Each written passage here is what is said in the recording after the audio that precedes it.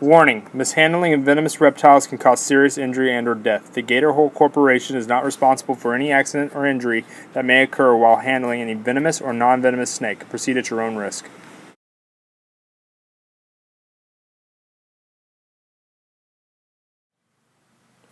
Okay, everybody, it's time for me to cure the snakeskin now that I've put the final rinse on it and I've gotten it, pretty clean and all the little pieces of whatever rinsed off of it. So, I am going to put the head over here on the left. And Chris, if you want to spread that out.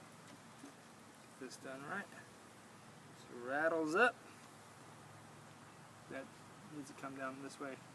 Yep. Just a little. Oh, all right. So. That'll be fine. There we go.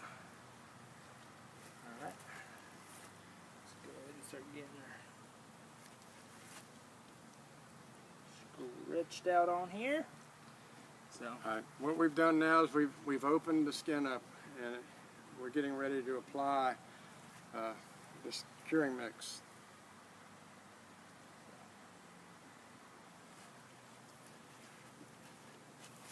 All right. It's looking pretty good, guys. It's looking. All right. So.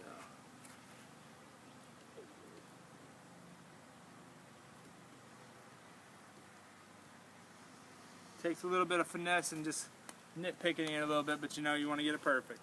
All right, guys. So here we go with the curing mix. I'm going to pour some right down the center of this rattlesnake, and we're going to start spreading it out with our fingers until every bit of this raw side is covered.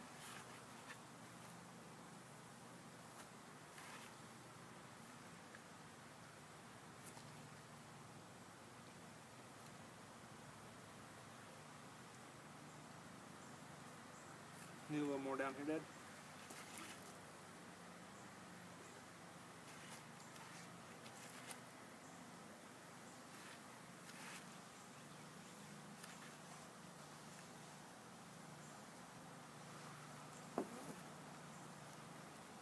So, I mean, as you guys can see, it doesn't just have to be you. I mean, if you got a kid or something, this is an awesome way to spend time with your dad, I've been doing this for years, and, we get excited about it even still. It's just a good time. It is. It's a lot of fun. Yeah, because by the time you're done, you're really making something that's really beautiful. It's going to last a long time, too. If not a lifetime. Years. And I'm talking about decades. I need some more down here. I have snakeskins that have been around for a while. I need some more right here. It's a nice little, it's starting to get a little thin. Just put some up here if you don't mind.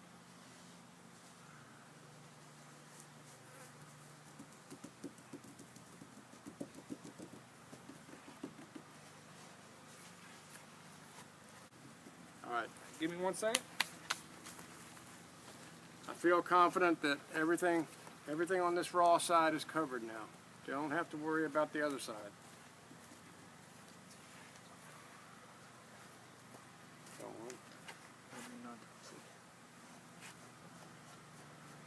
This curing mix is a very safe curing mix. It's non-toxic. It won't hurt you or the environment or anything else it comes in contact with. You see, we're not wearing gloves or anything because it won't hurt us. It won't hurt your dog or nothing else. It's a nice fine thing,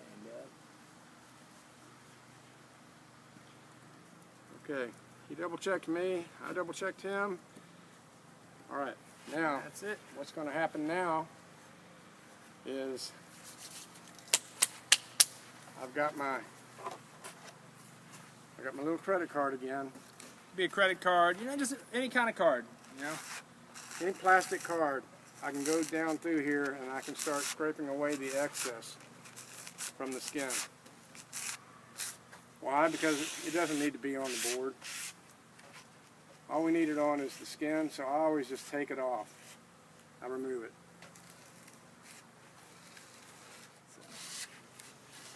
If this stuff gets on the ground, it doesn't matter. It won't hurt a thing. Probably make the grass grow better.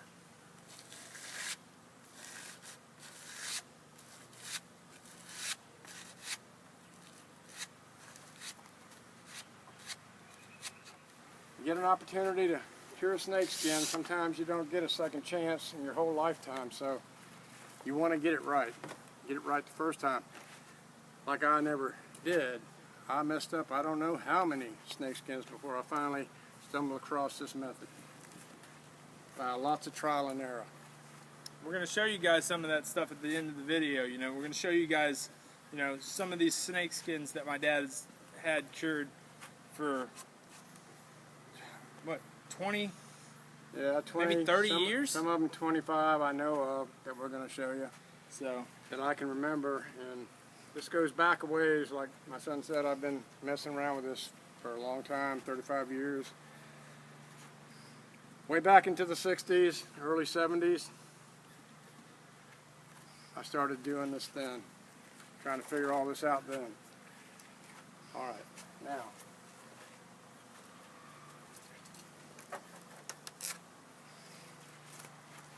The skin was wet when I put it down because it needed to be, in order to absorb some of the curing mix. Now I'm taking my card and I'm sliding it up underneath there as far as I can to loosen it up.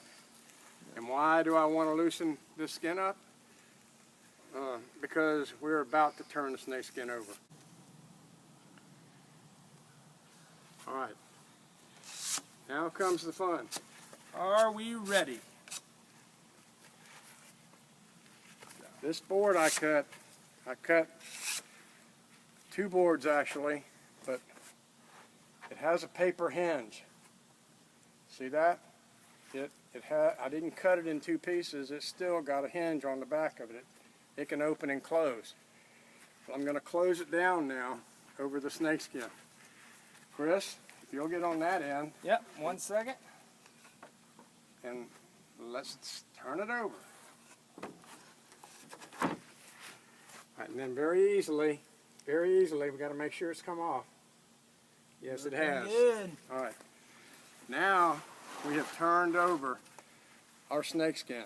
Now we can see the actual pattern of the snakeskin.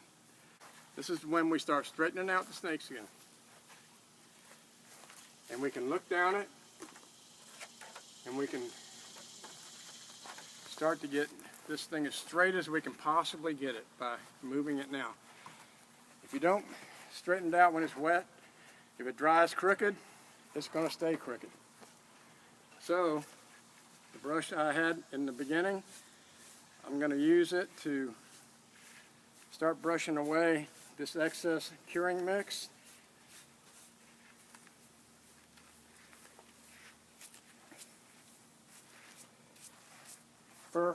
Just for the main reason is it just doesn't need to be on the mount.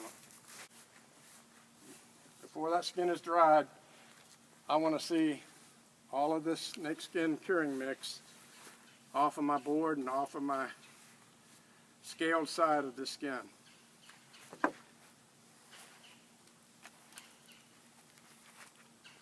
know you guys have been seeing me take these pictures for you. So all these pictures that I'm taking, I'll be putting on the video itself, to show you what we're talking about.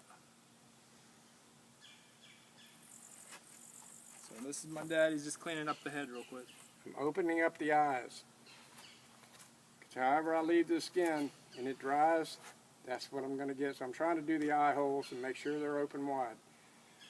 Okay, I'm messing around with the skin. Now I'm sighting down it. Chris, pull right there towards you a little bit. On to me. On to me some, pulling to you. Okay, a little more. Okay. He's got a fat belly, dude. Yeah, it's nice skin. By the way, we did verify it is a boy. I don't know if I said that earlier in the video or not, but I'm just double checking with you guys. That looks good, dude.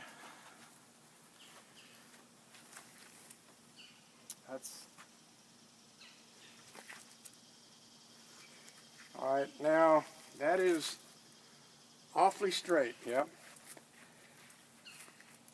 Snakes have lines of scales that you can follow. Like there's scales right here, a couple of them together here before you get to the. Let me get a picture.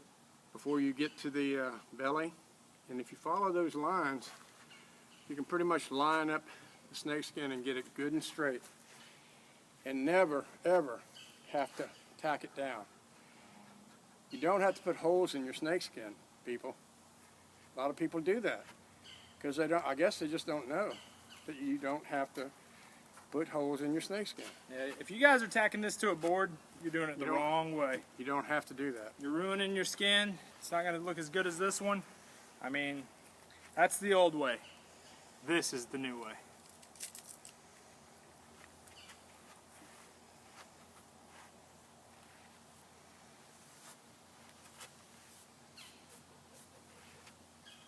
All right, Dad. Any last words? Giving it one last look over, like you know, I'm never satisfied. I think I got it just a little off. Now's the time to move it. Yeah. Not later.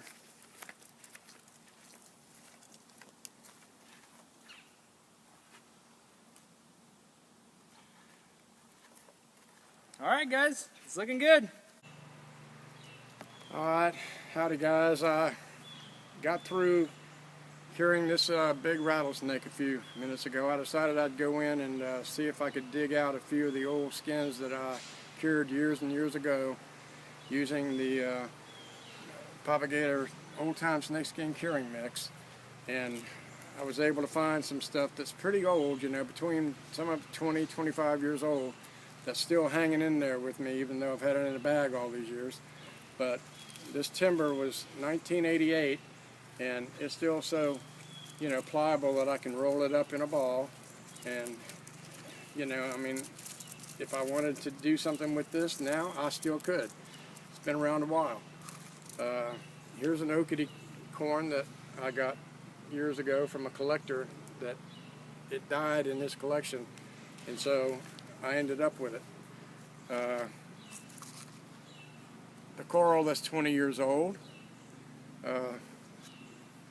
This pet store carpet python, a good 20 years old. An old diamondback that was beat up so bad I decided I wouldn't use it, but here it is. Still, all these years I still have this skin. We've got just a piece of a copperhead here because he was so mangled in the road that this is all I could get out of him, and so this is all I took. And I've still got it. Never used it for anything all these years. I just had it in the bag. Another oakity corn that died in a collection of a buddy, and I cured it, and I've still got it. A banded water snake. It's pretty colorful. A neonate cottonmouth, and you know, he's still hanging in there all these years. A yellow rat snake that I did years and years ago, and it's still pliable enough to roll right up into a ball. And this is part of a Florida cottonmouth that wasn't a full snake, so I went ahead and I just cured it, but I never did anything with it. Alright guys, so if you liked the video today, I really appreciate your time. Go ahead and like, subscribe, and comment down below. Thank you.